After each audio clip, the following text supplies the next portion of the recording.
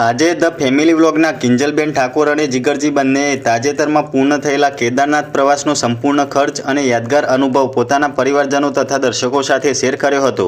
લગભગ 11 દિવસ સુધી ચાલેલા આ આધ્યાત્મિક અને કુદરતી સૌંદર્યથી ભરપૂર પ્રવાસ દરમિયાન બંનેએ અનેક નવા અનુભવો મેળવ્યા હતા। પ્રવાસ પૂર્ણ થયા બાદ બંનેએ બેસીને સમગ્ર ખર્ચનો હિસાબ લગાવ્યો હતો, જેમાં ટ્રેનનું ભાડું, પ્રાઇવેટ ટ્રાન્સપોર્ટેશન માટે બસ અને જીપનો ખર્ચ, રૂમનું ભાડું, ફળો, ભોજન તેમજ અન્ય નાના મોટા ખર્ચાઓ સહિત કુલ અંદાજે 32,000 જેટલો ખર્ચ થયો હોવાનું જણાવ્યું હતું। જીગરજીએ જણાવ્યું કે લાંબી મુસાફરી અને ઊંચા પહાડી વિસ્તારોમાં ચાલવાના કારણે શરીરનો થાક તો ખૂબ લાગ્યો હતો, પરંતુ ભગવાન કેદારનાથના દર્શન અને સુંદર યાદો આજે પણ મનમાં તાજી છે। પ્રવાસ દરમિયાન કેટલીક મુશ્કેલીઓનો પણ સામનો કરવો પડ્યો હતો, પરંતુ ધીરજ અને યોગ્ય આયોજનના કારણે આખી યાત્રા સફળતાપૂર્વક પૂર્ણ થઈ હતી।